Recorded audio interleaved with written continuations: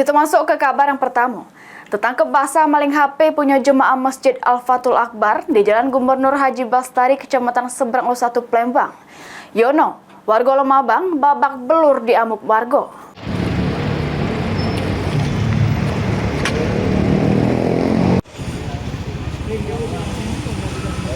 Lama diincer kalian. Apa dia, Pak?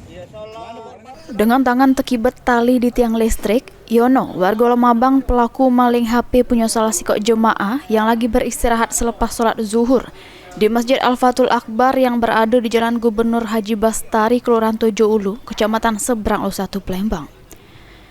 Pelaku tertangkap oleh korbannya pas nak melari ke diri mau HP korban, sehingga diamuk warga sampai babak belur. Dapat informasi adanya pelaku maling, tim piket sentra pelayanan kepolisian terpadu SPKT Polrestabes Palembang langsung mendatangi lokasi ngaman ke pelaku. Bitkol Huda selaku korban mengungkap ke Bumulo pas dirinya lagi istirahat, HP punya dirinya ditaruh di sampingnya. Tiba-tiba pelaku ini datang ngambil HP langsung melari ke diri.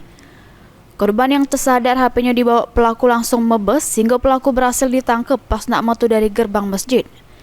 Nak sholat ya? Sholat zuhur. Terus Kak sebentar ya.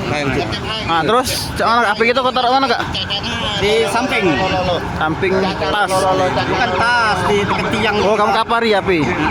Kita nguling lah. Terus Tiba-tiba tahu tak sadar kalau HP di dia. Tahu oleh bapak ini yang ngasih tahu.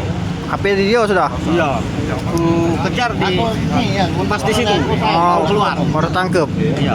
HP sudah di tangan dia. Di tangan dia masih HP-nya. Iya, di tas dia. Di tasnya.